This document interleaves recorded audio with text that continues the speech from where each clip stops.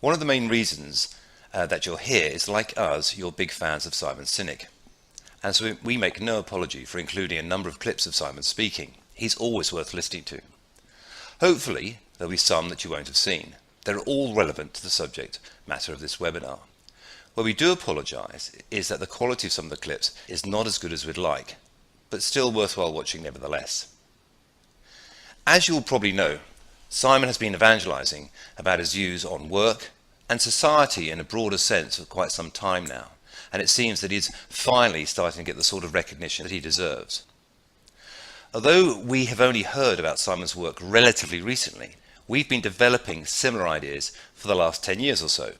When Ram and I first heard some of Simon's work, we were amazed because in essence Simon was summarising what we had long believed and in fact been independently writing. Ram as part of his PhD and me when I was doing my MBA. Before I go on, let me give you a brief background about Ram and me, the two founders of Riddlebox. Let's take Ram first. Briefly, he's an electronics engineer with a master's in robotics and control, and further went on to study for his PhD, and as part of the research for that, he developed a framework to measure the value of human capital, which is obviously relevant to the subject of this webinar. He also has an MBA, which specialised in business strategy. Very much the academic, Ram is the author of several books on the subject. Ram likes to think of himself as an engineer with a heart. From my point of view, although I did my degree in economics and politics, I have a postgraduate qualification in corporate finance and spent much of my corporate career in private equity. And in fact, was the head of private equity for KPMG, structuring management buy-ins and buyouts.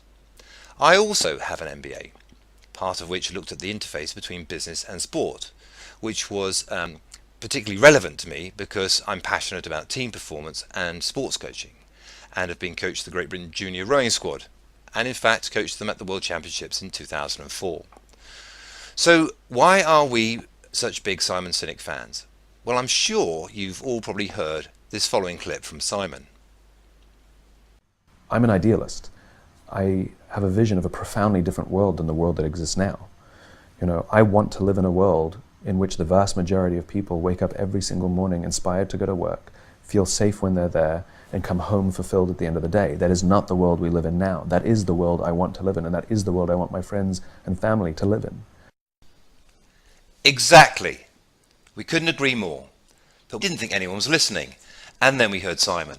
It felt great to know that we weren't alone, and that these ideas were gaining traction around the world. And you've got to remember that Ram and I have been around a bit longer than Simon and have first-hand experience of some of these archaic business practices that he talked about, and which have been generally accepted, in our opinion, for far too long. Remember this. All of those techniques used to build a company in the 80s and 90s, they're not working anymore. And companies are struggling more than they used to, but they're still applying the same old techniques. And so it gets harder and harder, and the stresses go up, and working in these companies is more and more difficult, just from a stress standpoint or stability standpoint. So what happens? Innovation suffers, engagement suffers, productivity suffers, trust suffers, cooperation suffers. The old ideas of the hire and fire, rank and yank attitude of the 70s and 80s, and to some extent the 90s, just didn't work anymore.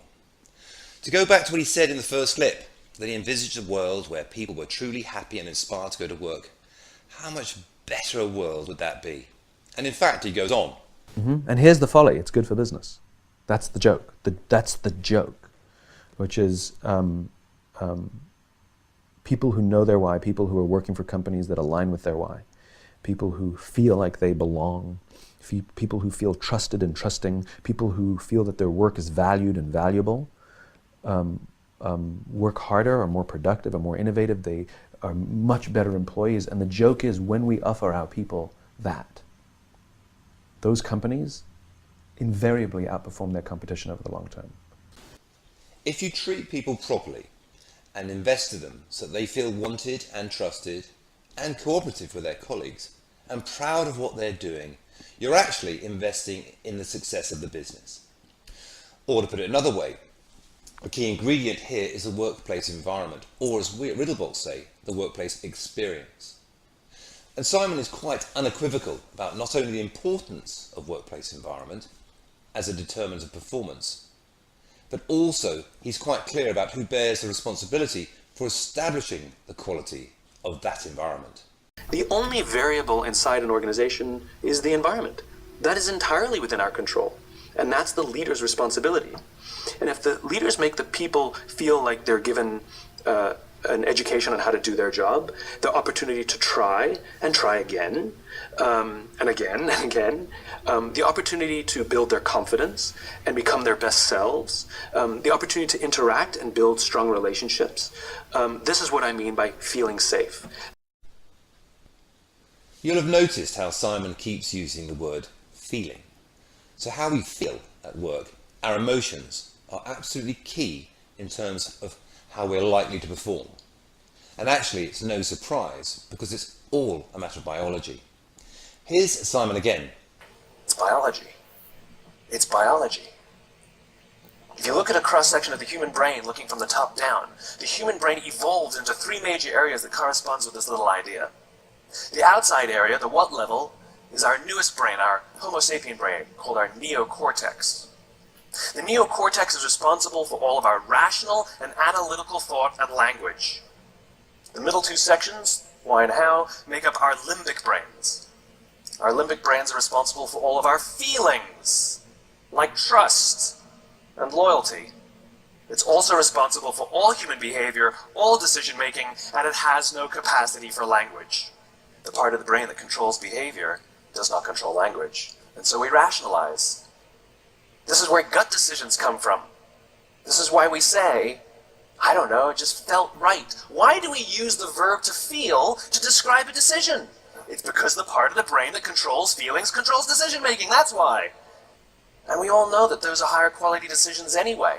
When all you can give are the facts and figures as to why you should or shouldn't do something, the highest level of confidence you can give is, I think this is the right decision.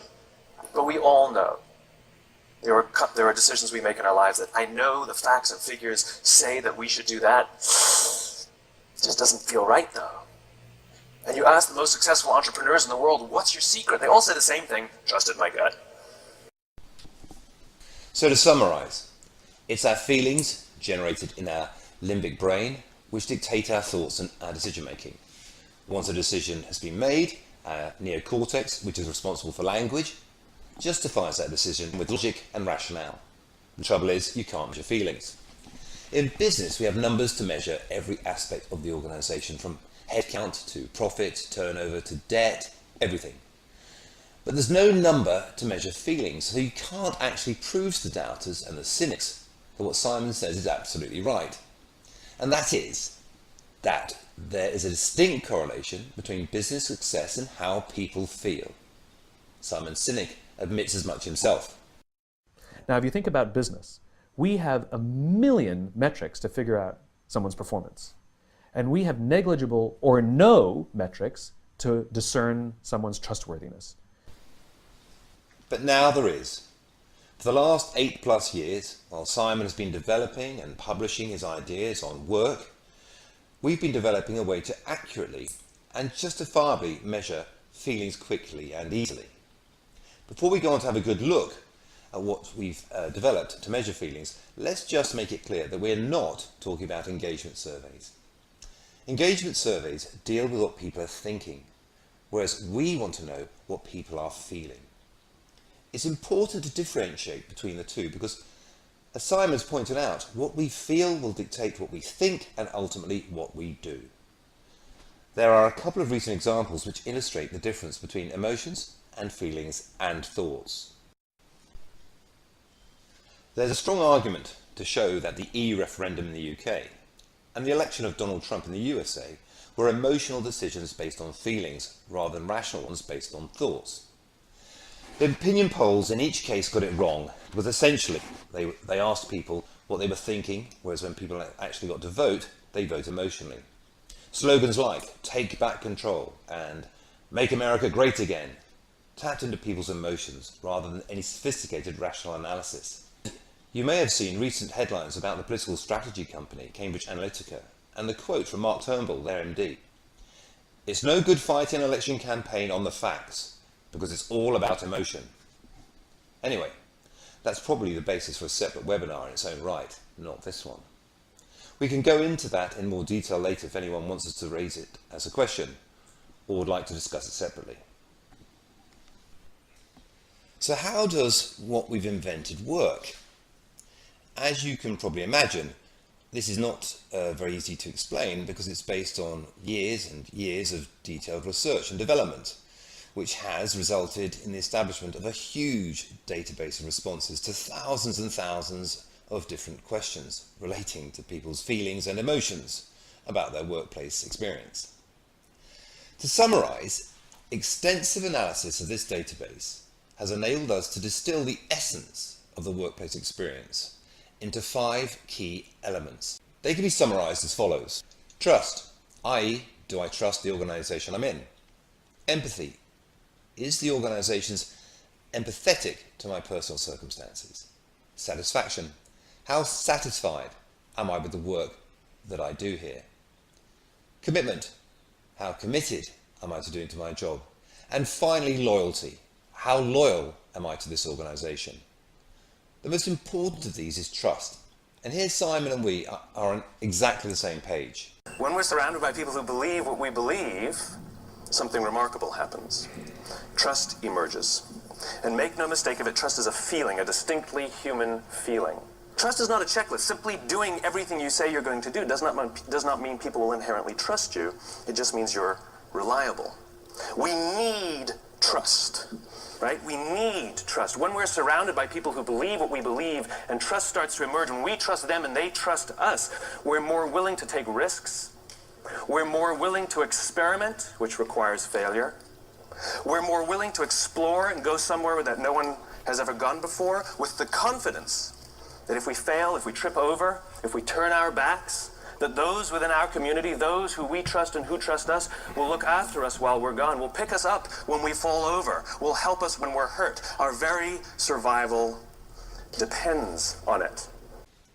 Obviously, the other elements are important too, and it's the interrelationship of people's responses concerning these elements which enables our big data service to calculate a robust and justifiable score relating to the workplace experience or environment. We're more than happy to explain the science behind our calculations in some detail, but now is perhaps not the time to do it. Suffice it to say that our database contains thousands of separate data points and algorithms through which responses are processed to provide instant experience or environment assessments. So how do we get the information that we need to be able to provide these assessments or scores? Well, actually it's quite simple. This is basically it. Here you can see the questions that we ask to establish how people feel about their workplace experience or environment. Most people's reaction when they see this is to say, how is it possible to generate such incredible insights from such simple and frankly brief questions? Well, obviously from our point of view that's the clever bit and is a result of all those years of generating questions, collating responses, aggregating the data and generating the algorithms. Suffice it to say that it works. As you can probably appreciate, it's not just a case of taking all the scores together and dividing by 5. It doesn't work that way. The score is not an average. The score is a complex relationship between emotions and experience expressed in the responses to the questions that you can see. And of course, the scores of the 5 individual elements do not have the same weighting. As we mentioned before, and as Simon confirmed in his video, the most important one is trust.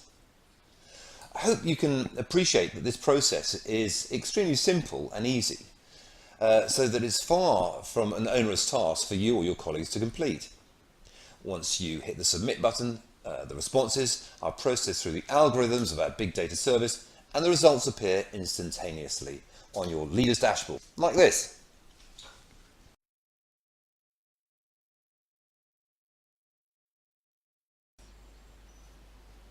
There's a lot of information here, so let's see what it's telling us. The first element is the number, which is the score relating to the workplace experience, derived from the responses to the questions we saw just now. And you can compare this number with the benchmark score for your particular industry, which can obviously be a very useful starting point and puts your score into some sort of perspective. Further down, you can see how your organization's workplace experience score breaks down into the 5 constructs we looked at earlier, thereby immediately identifying strengths and weaknesses. You'll also notice that on each dial there is another pointer. This indicates what you, as a leader, think is the experience score you are delivering to your colleagues. In an ideal world, the gap between the two should be as small as possible. In short, it provides an indication of your effectiveness as a communicator. To summarize, these dials and pointers are showing you instantly not only what you, as a leader, think is the experience that you are creating for those people that report to you, but also what those people believe to be the experience score that you are actually creating. The difference between the two can be quite revealing. Ideally, perception and reality should be as close together as possible. In other words, this dashboard graphically highlights what your organization needs to do to increase its experience score, but also what you as a leader need to do to be effective in implementing any changes that might be identified. Please remember that this experience or environment score is a reflection of how people feel, which is a precursor to how they're going to behave. In effect, you're getting a foresight of what is likely to happen in the future. And why is this important? And why is it important to concentrate on how people feel? Well, put simply, and to quote Simon Sinek from earlier, it's good for business. Let me repeat that. It's good for business. The evidence is overwhelming and growing to prove that the better the workplace experience, the better the productivity, the better the innovation, the better the profitability, the better the staff retention, and so on and so on and so on. I'm sure it'll come to you as no surprise, ladies and gentlemen, to hear that we at Riddlebolts firmly believe that an organization's experience score should be and will become one of the most important metrics in corporate accounts to measure performance. It is no exaggeration to say that if you concentrate on increasing your experience score, all the other metrics will follow. Simple as that. I appreciate that in this webinar there's been a lot to take in, and we've covered a great deal in a relatively short space of time. I'm sure you'll agree that we've dealt with some fairly challenging concepts. I'm sure that some of you have got some questions that you want to ask, and I know from my colleagues that we've already had some questions come in, which is great. And now I propose to address those and any more that you care to send me.